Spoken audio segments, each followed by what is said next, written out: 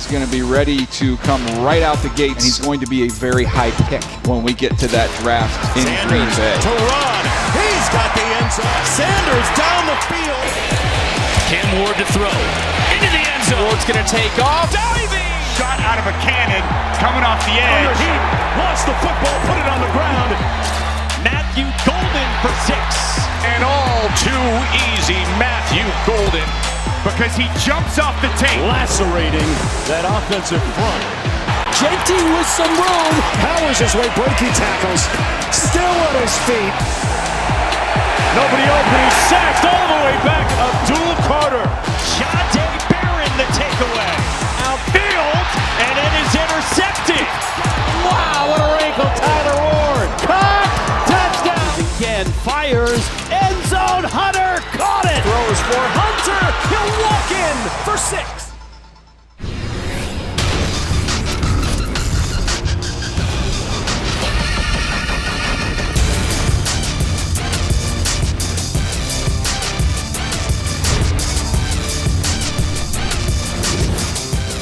Mock drafts are not real, incredibly popular, a predetermined outcome that no one actually believes but still obsesses over. Mock drafts are what you do for a living. You don't like mock drafts? You practice a mock craft. And how dare you besmirch the names of Lance Zierlein and Bucky Brooks. Those guys are Macho and Andre of their industry.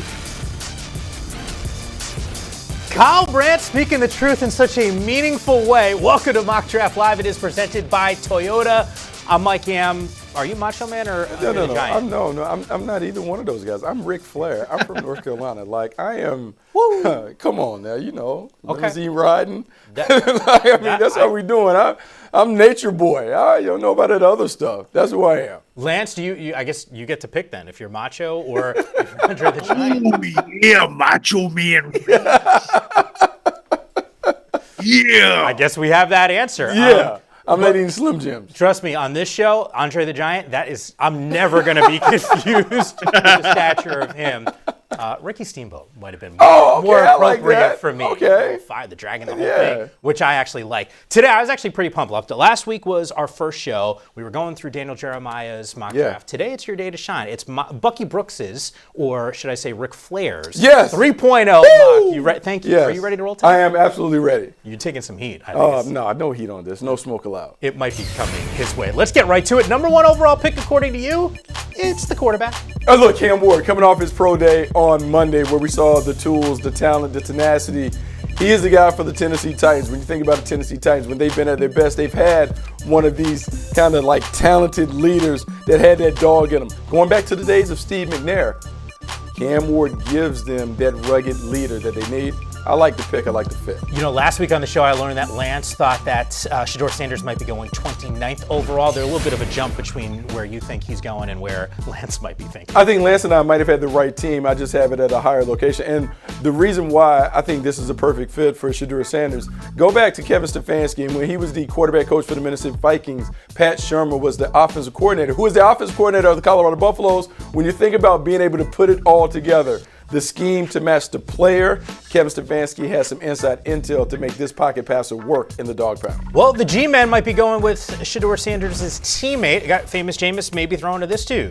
Yeah, look, this is not ideal for the New York Giants, and you sit here trying to figure out where do we go. We can take Abdul Carter, but let's go and get the most dynamic two-way player that we've seen. Travis Hunter being able to add some energy to the Big Apple, put him on offense, let him play defense wherever you need him. He certainly can help Brian Daboll and company. This is a terrific playmaker that is going to add a dimension to both sides of the ball. You name-checked Abdul Carter. Guess what? Not going to fall too much further. In fact, Mike Vrabel's squad, getting him at 4. Look, if I'm going to take Elliott Wolf and this front office at their word, they're going to take the best player available. This is Abdul Carter, being able to come off the edge. Yes, they were able to get Harold Landry in free agency, but you're talking about a dynamic playmaker with all kinds of twitch and wiggle as a pass rusher. This is a difference maker, an impact player. He helps the Patriots right away from day one. And at number 5, the Jags, a team, you're a part of that radio broadcast. You know them well. What makes the most sense? Look, man, you're talking about a hard-hatting lunch bill dude. That's Mason Graham. This is someone low-leverage player, all-day sucker when it comes to the motor and the energy. You're looking for someone that can help change the culture. If you're going to go and become a workman-like outfit on defense, you got to have some worker bees. Mason Graham is one of the best worker bees that you'll find in this draft class. All right, let's get your recap here. Picks 1 through 5, according to Bucky Brooks' latest mock. It is 3.0. Quarterback at 1, and then number 2, Mason Graham, who Bucky just loved up, going 5. Last week on the show, just for context, DJ's mock had Graham going 8 to the Panthers. More on him in just a moment, but Lance, I'll let you respond on Cam Ward. What do you like about his game? Well, what I like is, you look at the wide receiving core, you want to see how he meshes. And I like that Calvin Ridley's sitting there. And Calvin Ridley likes a guy who can throw on time and push the ball. And, the one thing with Cam Ward, when he's not on time, he has the arm strength to make up for it. And he's somebody who can buy time, let guys slide open and scramble open for explosive plays.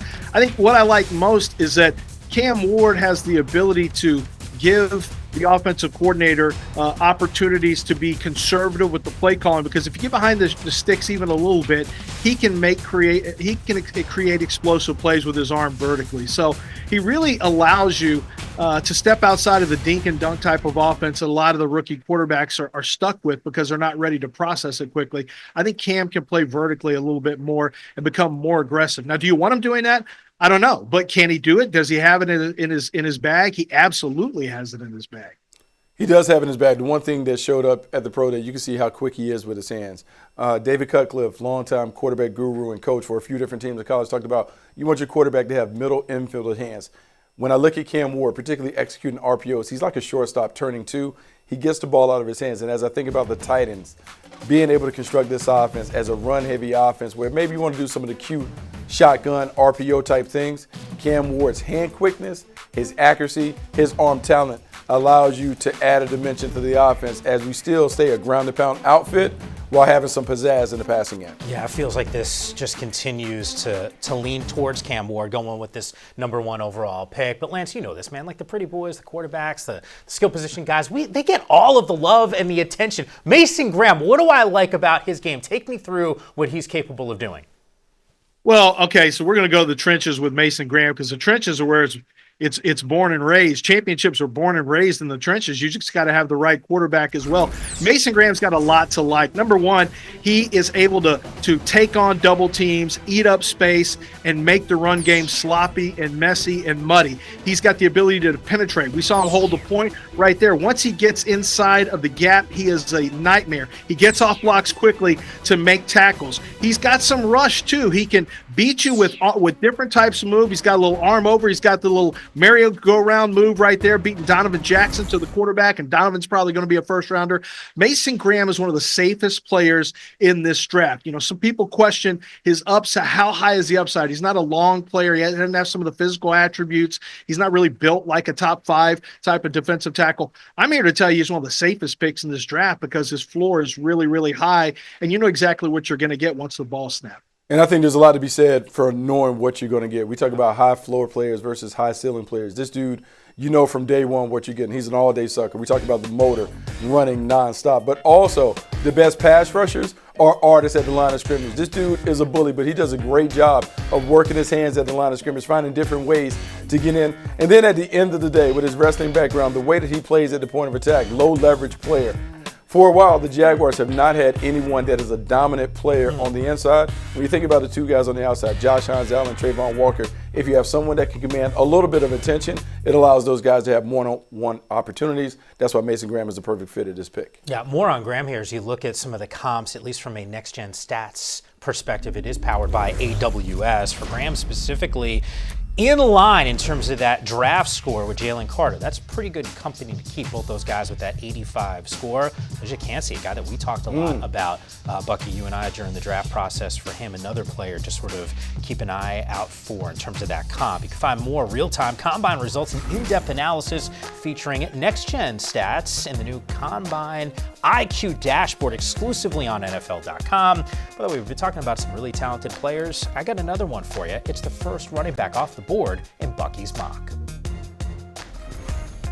Genty, it'll take more than one hit. Touchdown. Pressure gets it off to Genty, who hurdles a man. Genty with some room. Genty has the speed. You call it long speed. We call it a touchdown. He is simply amazing. You miss those opportunities, Ashton Genty will make you pay. Trying to turn on the gas. spinning into the end zone. My goodness! Genty to the end zone. Touchdown, Boise State. We have a remade Raider squad. We know Geno Smith and Pete Carroll are there, and this would help.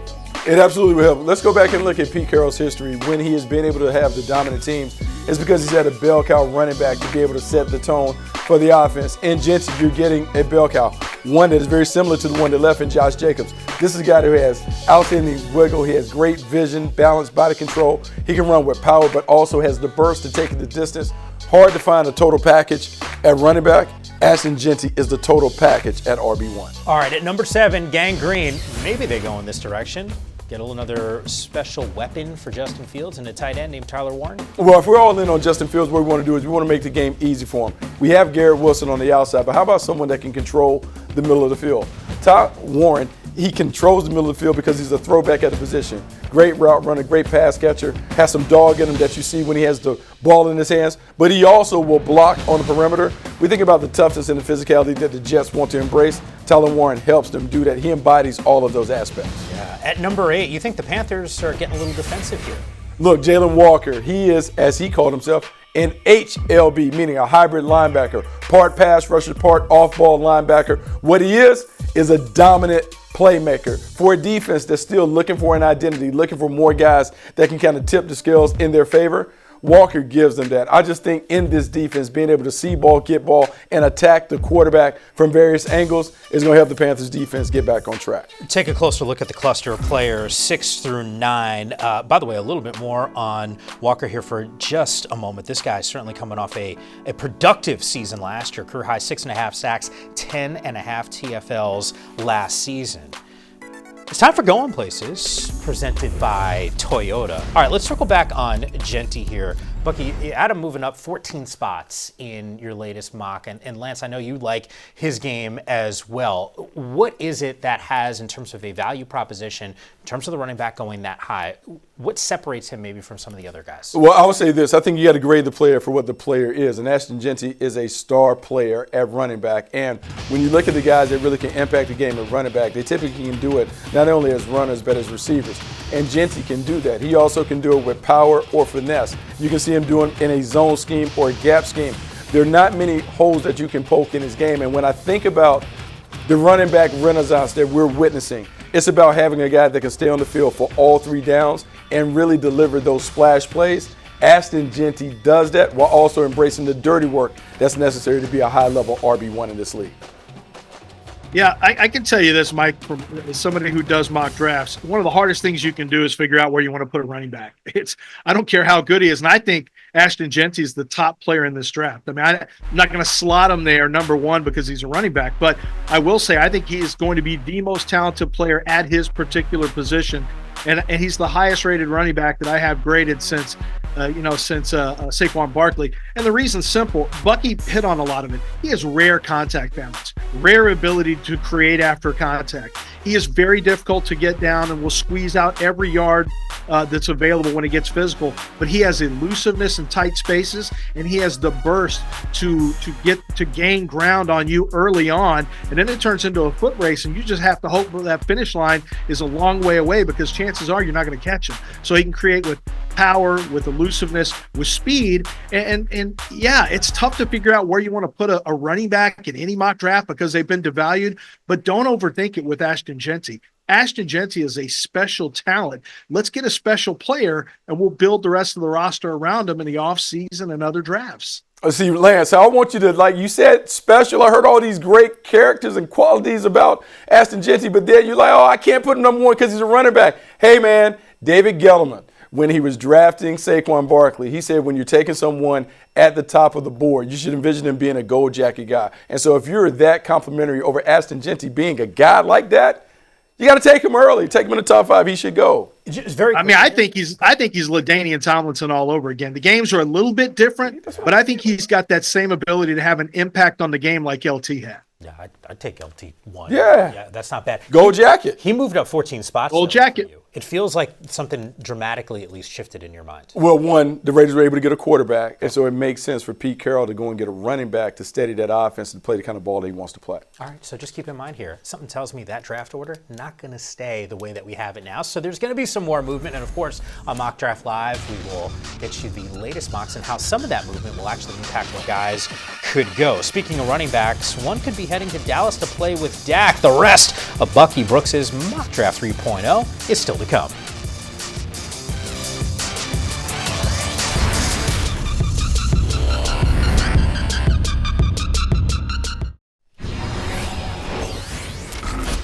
The 2025 NFL Draft presented by Bud Light starts in less than a month. You can catch all 7 rounds, 3 days live from Green Bay, Wisconsin. It all kicks off Thursday, April 24th in primetime on NFL Network and NFL Plus. You can visit NFL.com/draft for more information. Today we are ripping through Bucky Brooks's latest mock. It is his mock 3.0, and we're talking about some running backs. Not a huge surprise. I figured this Carolina kid would get selected pretty early on your mock. Oh, he has to go, and the reason he's going is because I'm looking at Ben Johnson and what the Bears are doing. They're replicating the formula that was so successful in Detroit. They went and got a bunch of offensive linemen in free agency, so now get another back to pair with DeAndre Swift. Amari Hampton is a big physical back that can get downhill, gives him that physical presence. When I look at what Johnson had at his disposal with Jahmyr Gibbs and David Montgomery, Hampton can play that Montgomery role, but with more talent and more explosive ability. Watched a whole lot of Hampton this year. He's a monster, so it has nothing to do with the fact that Bucky used to rock that same uniform. Just to be clear here. And in terms of secondary players, Jahdae Barron, also a pretty good, talented guy, and you think the Niners will grab him? Yeah, the Niners can grab him and can use him in a few different spots. This is a guy that can play in the slot. He can play outside. He's just a very talented player. High IQ, great instincts and awareness, and Robert Saleh coming back. So what he tends to do is he wants to simplify everything, play a little more vision-based defense. That fits his skill set. That's why at 11 he'd be a nice fit. You know, on your mock, you had Ashton Dente going to the Raiders. I thought that the Dallas Cowboys at 12 might have gone in that direction, but instead it's a big body up front. Big body. So Zach Martin retires, and you're the Dallas Cowboys. The way the Dallas Cowboys have been successful in the past, they've been able to be bullies at the line of scrimmage. Mimbu gives them a bully at the point of attack. You can play him outside, but I'm going to put him inside in this situation because we can knock people off the ball. We can play with the physicality and toughness that we need to play. And remember, Brian Schottenheimer is the son of Marty Schottenheimer, where he coined the phrase Marty Ball. He is going to run the football. I want to run it behind the big guy from Missouri. You know, in terms of highly talented players, Mike Green can check that box. He's also highly productive as well. Yeah, very productive. This is a sack specialist, someone that comes off the edge, has a knack for being able to get to the quarterback. You're the Atlanta Falcons. You haven't had a dominant pass rusher since John Abraham. We've talked about it for years, decade, 2 decades. Get someone that can get after the passer. Mike Green gets after the passer. Look, he's a decorated pass rusher who knows how to get it done. You're Raheem Morris. To me, this is a very sensible pick. Needing a pass rush, you got to go get one. Reset the stage here on picks 10 through 16 according to Bucky's mock. And just a little more context here as we talk about a guy that's ultra productive in Mike Green. Bucky made reference to it. The sacks led. FBS played with 17 of them this past season. Van Buren over the middle, defended by Jahdae Barron. Well, Jahdae Barron is just so good. So good. There's a reason he won the Thorpe Award this season. Off his back foot, downfield, and then he's intercepted. Jahdae Barron, the takeaway. Is the answer, and he's picked off. Got his 5th of the season. Got some good hands there, Lance, when you look at what Barron's capable of doing on the field. Buck had him going to the Niners. Clearly, there's some attrition in terms of free agency for this roster. Why is Barron a good pick? I think he's especially good at that spot.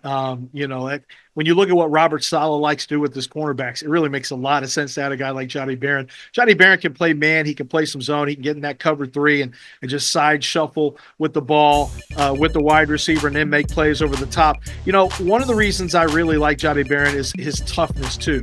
He will step up and make plays in the flat. He steps up and makes plays in the running game. You got to have that toughness if you're going to be a cornerback for Robert Saleh. But he's also, at the end of the day, a field flipper. 5 interceptions this year. He had 8 interceptions over the last 3 years. He had 11 passes defense this year. He made plays on the football, and games are won and lost with guys making plays on the football. When you take a possession away, you flip the field, even turn it into a pick six like he did against Georgia in the playoffs. Man, that's major. I mean, it has major impacts on games, and I didn't see anybody. It was hard to find someone who had a better year than Jahdae Barron when it came to playing the cornerback position. Of course, Travis Hunter, I'd put him ahead of it. And, Will Johnson, unfortunately, got hurt in the middle of the year, so he didn't get to finish it. There's a reason that Jahdae Barron won the Thorpe Award, is because he was that good this year. Takeaways, toughness, tackling. Jahdae Barron brings all of that to the table. You think about the 49ers, when they've traditionally been good on defense under Robert Saleh, the guys on the edges could shore up the edges by making sure that they could tackle, get people down. To me, this makes a lot of sense because this dude is talented. You can kick him inside to the slot. Can't have enough good players. And behind that pass rush up front with the Niners, you want to make sure that you have some see-ball, get-ball defenders. Jahdae Barron is one of the best that we've seen. When it comes to big bodies on the offensive line, and I know you mentioned Membo and what he's capable of doing. Lance, you think he's as good as any offensive lineman in this entire draft? And the three of us have done enough shows to know that the Dallas Cowboys have been in serious need of sort of solidifying what's happening up front. Lance, is as simple as that? This is just a good pick because it helps fill a need? It's a great pick because he can play tackle or guard. I know he's a little bit short for a tackle, but I think the arms are long enough. They're sub 34 at the combine. He's got tremendous lean muscle mass. He weighs right in around 330, but it is good weight, and you can see right here in pass pro, playing tackle is not a problem. He's very balanced. He doesn't get extended out past his feet, either forward or to the side. He's got that run game quickness as well. He can go out and reach that defensive end and set the play side stretch play off, and right there you saw him cross face and get the cutoff taken care of. He can pull in space. And this is where you create explosive run plays. Offensive linemen who can get in space and make blocks in space. That's how you create those explosive long run touchdowns. Bucky talked about his toughness. He's very tough. He's got a little edge to him, but he's also extremely athletic from a pass pro standpoint or a run game standpoint. And I personally, I don't know if I play him a tackle. I might plug him into Zach Martin's spot, and we snap the ball and roll next year with Membu as an immediate long-time starter at that spot. I mean, that's what the Dallas Cowboys have been. When they've been good, it's because their offensive line has been able to really spark them at the point of attack. I know we don't know who their running back is going to be and how they're going to be able to run it, but the Cowboys need to run the football. Dak Prescott is most effective when he has a solid running game around him. So when I think about Zach Martin departing, why not plug in Membu, put him at that right guard, and allow him to go to work? To me, it makes too much sense for the Dallas Cowboys to take another big to go with this young offensive line that they've assembled over the last couple of years. I think one of the best parts about watching the combine is you see dudes at this size do some special things. Second highest vertically, 34 inches by any player, at least 330 pounds at the combine since 2003. That's a really long period of time. I graduated college at that point, and I'm getting older. And Tell yourself, more gray hair is sort of creeping in, and it's really unfortunate. I'm not a fan. David Carr keeps telling me it's a wisdom crown. I don't know if that's an accurate way of looking at it. He's just trying to make me feel good. Jackson Dart, welcome to the first round. Here we go. Which city could be calling him their new quarterback? Bucky's answer to that is coming up next.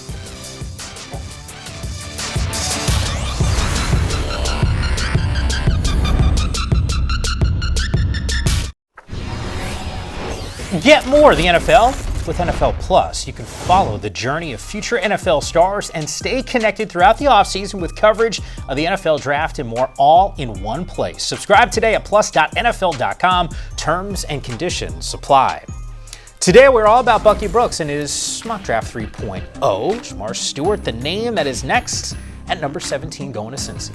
Yeah, super talented player where the production doesn't necessarily match the potential. But if you're the Cincinnati Bengals, you're looking for someone that could give you the pop and develop into a 10-plus sack assassin in a relatively short amount of time. Al Golden, having experience at the collegiate level, could help Shamar Stewart develop some of those pass rushing skills. He's gotten close, but now it's just about, can he get the quarterback down? I believe he'll eventually learn how to get him down into Queen City. Buck, interesting pick here. Got the Seahawks going with an offensive lineman from an FCS program. Yeah, Gray Zabel is someone that can play anywhere and everywhere on that front line. If you're the Seattle Seahawks, you want to have the flexibility to be able to put your best five on the field. Zabel's versatility, position flexibility certainly helps that. and high IQ player with a lot of starts. Kind of like how he fits in the Pacific Northwest. All right, give me a guy, according to your mock, although I guess you see it right there, Campbell. You think a good fit for the Bucs? Oh, he's a good fit because he's another one of those new squid hybrid linebackers. Guy that can come off the edge, guy that can also play off-ball linebacker. You think about Levante David. How much longer can he play? To me, this is a guy that's a natural replacement. But until then, sub packages, being able to bring him and incorporate him in that blitz-heavy approach that Todd Bowles like to employ, really makes a lot of sense to have Jahad Campbell put the flag on his helmet as a tough-made Buccaneer. You know what's interesting at 20? You're going with a guy that compared with Bo Nix, who you didn't have in the first round of your last mock. I did not have him in the first one of my mock, but I'm thinking about Bo Nix. And now that they got Evan Ingram on the outside, you think about the young pass catchers that they have available. They need to upgrade the running game. And so Trayvon Henderson being able to come on board, give him that splash play ability, big play ability. Yes, he's only 202 pounds. But to me, I've seen Sean Payton be able to get it done with guys that look like Henderson, guys that can take it the distance. Just the explosive element that he has should help this offense go to another level. Love those splash play references that you make with regard to Henderson and his game as you take a look at pick 17 through 20. 100-plus scrimmage yards in 3 of the 4 college football playoff games for him. So big moments, big plays, and you got to think he would pair very nicely for Sean Payton. I want to go back to Jahad Campbell here. Lance, how do you see him? We got Bucky's take on how he fits with Todd Bowles, but what do you like about that fit? Well, listen, I'm not as high on Jahad Campbell as some others are because I don't love him as a primary linebacker fit. But the reason I like him a lot here is simply because it's Todd Bowles. And my dad coached with Todd Bowles at Arizona. He was an offensive line coach. Todd, of course, was defensive coordinator with Bruce Arians. And my dad said one of the things that was brilliant about Todd Bowles is he created blitz packages that were so difficult to defend. He creates so many mismatches up front. Jahad Campbell fits that perfectly. He can play off the edge. He can blitz from inside. You can really move him around a lot. He's very good in coverage. He's not real instinctive as a run defender, but then he's really instinctive in pass coverage, and he's got good ball skills as well. So if you put him with Todd Bowles and with Tampa Bay, you all of a sudden unlock a lot of blitz potential. You unlock a lot of different groupings and different types of looks and exotics that Todd Bowles can throw at offenses and quarterbacks. And it really makes his defense, I think, that much more challenging to go up against, specifically because it has a type of hybrid player like Jahad Campbell. I look at his defense and I think about Vita Vea being up front. I think about Kalijah Kancey, who we talked about having one of the top draft grades, his athleticism. I then think about Hassan Reddick coming over. And even though it's a one-year deal with Campbell and all these guys, you have all these athletic playmakers that can hunt the quarterback, and the creativity that Todd Bowles displays when he's crafting his designs to create these one-on-ones. This is just another tool in the toolbox, another weapon to be able to attack. And as this division gets better, you want to make sure defensively you have a bunch of different options to be able to diffuse some of these high-powered offenses. Campbell gives them another tool to the toolbox to add. Yeah, it's a really good point there, because when you look at some of the competition, whether it's the Saints and a remade offense that you think is on an upswing, we know the Falcons now rolling with Michael Penix, so maybe from a strategic standpoint, not the worst idea to go with a linebacker to sort of shore up that defense for years to come. Meanwhile, you still got to score some points to win in this league. And for the Pittsburgh Steelers, that's been a little bit of a question, but maybe that gets answered in this year's draft. A handful of weapons at Dark's disposal. Now he takes a shot to the end zone. Got it! Touchdown! Pulls it out of his belly and fires a strike game throw, and it's another touchdown here. For Ole Miss, my goodness. Dart! My, oh my, is that impressive. Here's Dart. Dance it around and finds enough room to get into the end zone. Touchdown, Ole Miss. Dart fires. Wow, what a catch by Trey Harris. Why do we like his game, Buck? I feel like people are sleeping on Jackson Dart. To put him in the first round is because it's a reflection of his talent and his upside as a QB1 in the league. People are talking about Lane Kiffin's scheme, creating these one-on-one plays, these big explosive plays that you see. But I'm going to say this, the dude's arm talent, his athleticism can make him a scary player. In Pittsburgh, I think about what they were able to do with Justin Fields early in the year, but they couldn't get the passing game. This guy gives you some of that athleticism, not necessarily saying he's a runner, but you can use some of the run game, some of the movement-based passing game, while also being able to huck it down the field to those big body playmakers. George Pickens, DK Metcalf, I like it in Pittsburgh. And while we're waiting on Aaron Rodgers, whenever he decides that he may want to sign with them, let's get a young guy in the fold to be able to win with. Time for Draft Builders presented by Lowe's. And let's stick with this theme with Jackson Dart, specifically to the Steelers. Lance, do you buy what Bucky's selling here in terms of the quarterback? Well, first of all, Bucky's got 3 running backs inside the first round and 3 quarterbacks. Yeah. The Twitter fingers are going to be so hot after you, Bucky. I feel bad for you after this. It's a people's choice. This is their kind of draft. This is crazy stuff. 3 running backs. Do you know what the analytics people are going to say about this mock draft? Do you know what Bucky's response to the analytics people is going to be? The same response he has to everybody. He doesn't care. Listen, I like that unbothered approach by Bucky. It's one of the reasons that Mike Tomlin's been so good in Pittsburgh as well and had those winning seasons. I think, look, Jackson Dart for me is kind of an average physical talent, but I think what Pittsburgh asked their quarterback to do ever since they had Ben Roethlisberger, I think they've really gotten into, hey, let's find somebody who can just run an offense. And he is a captain. There's no question. Jackson Dart has captain type ability. But what I really like is that if Aaron Rodgers ends up going there, I would love for Jackson Dart to be behind Aaron Rodgers. Will Aaron be a good mentor? I don't know. We'll find out. But even if he's not, being in the same room with an Aaron Rodgers would be huge. And I think learning the position, getting to take a full year off, maybe even 2 years, but I would imagine 1 year off and just take the mental reps, I think would be great for a Jackson Dart in Pittsburgh. And he's an accurate quarterback. He's got some wide receivers who I think are explosive. I do question if he can push the ball down the field the way he's going to need to with a guy like DK Metcalf. But, other than that, he's clearly, for me, the 3rd best quarterback in this draft. All right, I'm glad you bring that up, that ranking for you. And it feels like there's clearly a separation here. You had 1-2 with Cam Ward, then Shedeur Sanders, and then Pittsburgh at 21. How big truly is that gap from Dart to Shedeur? I think it's significant. I know others will say that all those guys are closer together, Shedeur Sanders, Jackson Dart, and anybody else that you put in 4 and 5. Here's what I say about Jackson Dart and why the Pittsburgh thing kind of stands out to me. I look at the work that Arthur Smith was able to do with Ryan Tannehill. To me, Jackson's Dart game is more like Ryan Tannehill's than anybody else's. When you think about running an NFL Comeback Player of the Year under the tutelage of Arthur Smith, there's some things that he can take from that old playbook and utilize to help Jackson Dart. We may have some questions about being able to push the ball down the field, but every time I look at the highlights, every time I look at the tape, he's pushing it down the field to wide open receivers down at Ole Miss. And when we think about the 2 playmakers on the outside that you have, DK Metcalf, George Pickens, jump ball specialists, guys that can take the top off the defense, there's going to be a lot of space for Jackson Dart to operate. And Pat Freiermuth in the middle of the field, wide open, sitting between the hashes, waving his hands, Jackson Dart can certainly hit him. I would say Pittsburgh needs to get a running back. But Jackson Dart, to me, is worthy of a first-round pick.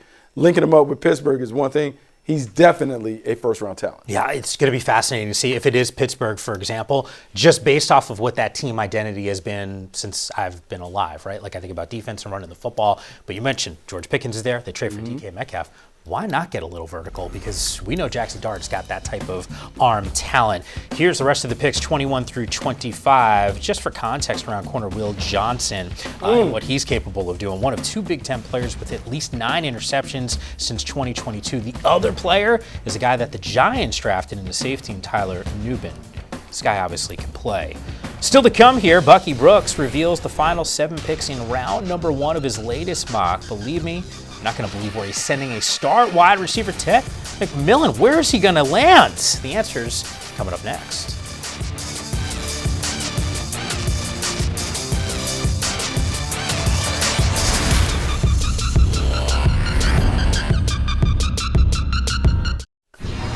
Back here on Mock Draft Live, Mike Am, Bucky Brooks, and Lance Zierlein. It's Bucky's Mock 3.0. Is stock down on T-Mac? Because you have him down 20 spots from 2.0 to 3.0. Yeah, there's some concerns about T-Mac's speed, but it doesn't change the way I view him as a player. To me, I think he's a terrific player, wins the one-on-one battles in space, jump ball specialist.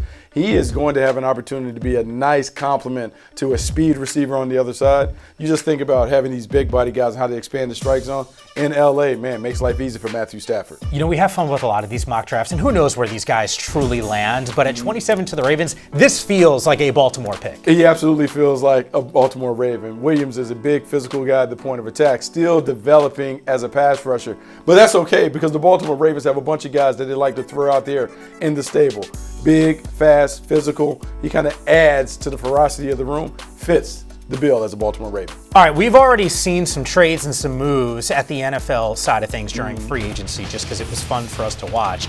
And one of those teams is the Commanders. They already got Deebo Samuel in the mix, and why not double down with a speedster? Oh, man, we want to get another playmaker. Yeah. We want more speed and perimeter. Remember, in the offseason, they lost De'Ami Brown, a vertical stretch guy. Well, now let's get them some more speed, someone that can command the field. And remember, Deebo Samuel is only guaranteed to be there for 1 year. He is more of a catch-and-run specialist. You want to diversify the wide receiver room. Matthew Golden gives you a polished wide receiver, gives you that vertical threat. So now with McLaurin, Samuel, and Golden, man, that is a nice 11 package that you're throwing out there in the NFC East. All right, so the Kansas City Chiefs, that window's not closed. You got Patrick Mahomes, but there are some questions about what this team needs to do to be a really talented squad, get back to the Super Bowl. Is this an answer? This is an answer because Chris Jones can't do it alone on the inside. You need a big physical playmaker, someone who has some toughness, but more importantly, someone who has some playmaking skills on the inside. Derek Harmon is a disruptive force at the point of attack. You put him beside the perennial All-Pro.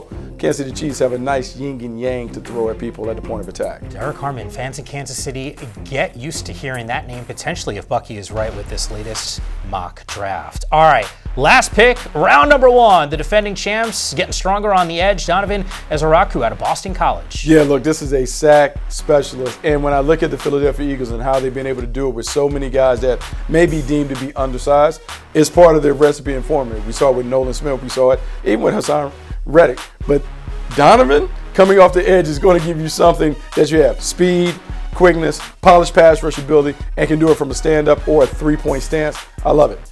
Take a closer look at the end of the first round according to Bucky Brooks's Mock Draft 3.0, which, by the way, is available on NFL.com. This is a talented group of names. The one name that really resonates for me, and Lance, I think it does for you too, just based off of your comments around T-Mac last week on the show, but Buck's got him going and pairing with the Rams, a team that's already got Puka and now has Devontae Adams. How's the fit for you?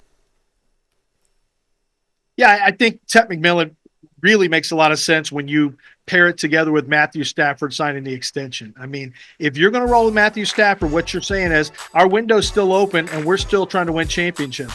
Well, if that's the case, you got to have a certain amount of firepower. Cooper Kupp, he kind of faded off towards the end. His career was coming to an end with the Rams. You've got Puka, who's outstanding, but you got to have another player. And we know one thing about the Rams. They love ball winners. They love guys who can go get the football. And that's Ted McMillan. He is the premier ball winner in this draft at the wide receiver position. He's got tremendous jump ball skills when it goes up. Now, yeah, he's 4'5", 340. I'm not that bothered by that because he's got such size. I think he needs to play with a little bit more toughness in the catch space. He's going to get a lot more competitive catches on the next level. But I like it because you're saying, hey, our window's open. We're getting another weapon. Let's keep rolling with Matthew Stafford in this passing game. One of the things that has always stood out to me with Sean McVay during his era, he's always had interchangeable pieces at wide receiver. You go back to when he first got there, it was Robert Woods, Cooper Kupp, and Brandon Cooks, and they would move all around the chessboard. Well, now you think about having Puka Nacua, Devontae Adams, and Ted McMillan. What you have is, look, you don't have speedsters, but what you got guys that are tremendous when it comes to winning those one-on-one jump balls down the thing. Devontae Adams still can be the route runner, the designated get-open guy when you need it. But, man, I just think about those two big bodies that not only can win in the passing game, but at some point you want to dig out the safeties in those condensed sets where you're able to get in the safeties and help the run game. Ted McMillan, Puka Nacua, two big body guys that can certainly add some physicality and toughness to the offense. It's going to be fascinating to see over the next couple of weeks where T-Mac – is it, by the way, weird that I call him T-Mac? Well, I mean, why not? T-Mac. I mean, is it? Back in the day. Is it? I mean, Yeah, some of the people watching don't even know who Tracy McGrady is. Can't assume that. Can't assume that the T-Mac they know. No.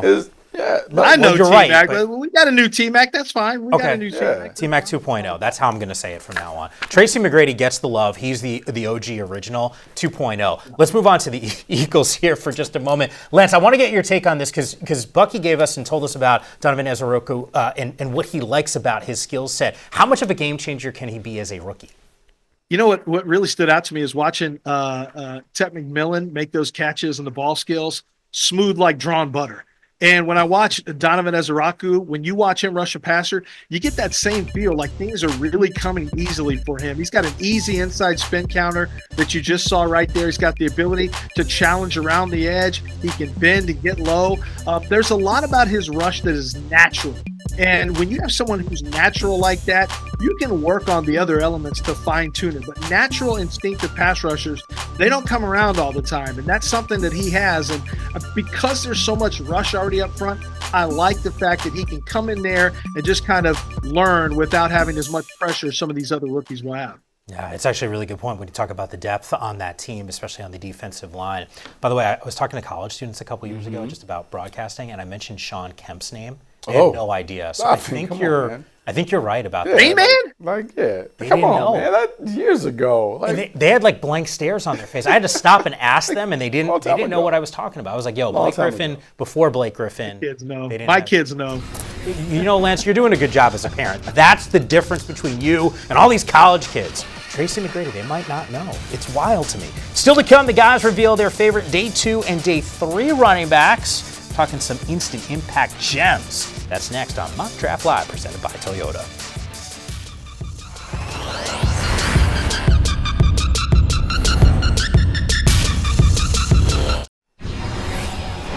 The NFL Draft presented by Bud Light. It's coming to Green Bay, and it's your chance to witness the future of the game for free. Experience the history of Lambeau Field, see the Vince Lombardi Trophy and the Super Bowl rings, and you can meet NFL players and legends. The NFL Draft starts April 24th in Green Bay. You can register for free entry at NFL.com/draftaccess today. Taking a closer look at Bucky Brooks' Mock Draft 3.0 and the running backs in round number 1. By the way, if this actually holds true, this would be the second draft since 2000 that 3 running backs selected within the top 20. The other one, that was Jamal Lewis, Thomas Jones, Ron Dane back in that 2000 class. All right, so you clearly like this group, and there's going to be guys that aren't drafted in the first round. They're going to have an impact. So day 2, day 3 guys, give me a name I should focus in on. Okay, how about Dylan Sampson from Tennessee? This is someone that you want to pay attention to because he has the juice, he has the wiggle. When you watch him, like I know he's 5'8", 202, 205 pounds, but he has the burst and the vision that you look for. You see him get out the cracks, gone.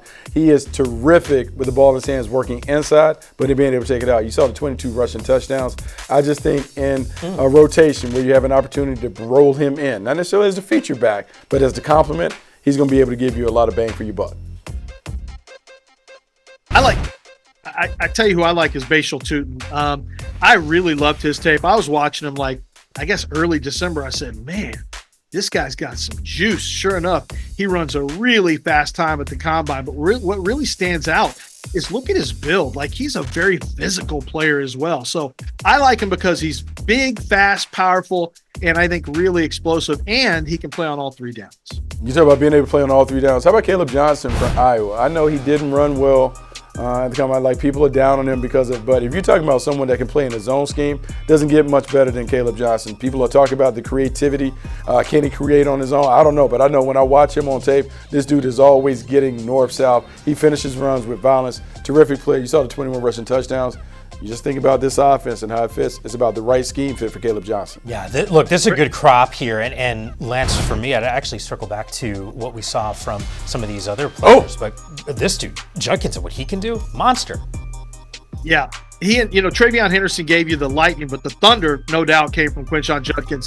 He is a thunder back. He is powerful. He is the one who can do the heavy lifting. You can give him 20 carries a game. He's going to beat up on defenses, and there's no fear in his game. So I love watching him play. He's a tough physical player. Yeah. By the way, my favorite of that group, Tootin.